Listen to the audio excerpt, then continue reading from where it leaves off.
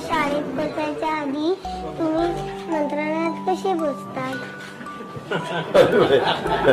अरे फक्त त्याच्यात काय झालं, आमचे मोठे साहेब आहेत ना शरदराव पवार, त्यांचा मी लहानपणापासून म्हणजे आम्ही लहान असताना ते राजकारणात आले.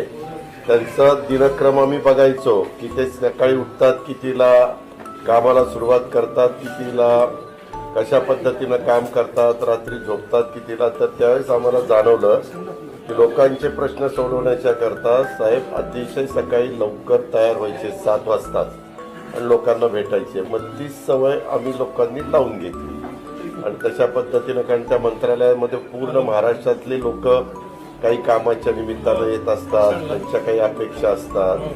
त्याच्यामुळं ती लोक आल्यानंतर कुणी ना कुणी तिथं उपलब्ध असलं पाहिजे, म्हणून मी आपला सकाळी लवकर मंत्रालयामध्ये जाऊन कामाला सुरुवात करतो. त्याच्यात एक वेगळं समाधान मिळतं की बाबा आपण लोकांना काहीतरी मदत करू शकतो.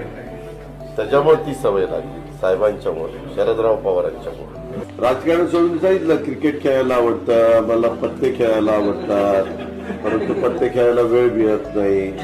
पूर्वी आम्हाला लहानपणी विट्टी दांडू खेळायला आवडायचं, गोट्या खेळायला आवडायचं, पतंग उडवायला आवडायचं.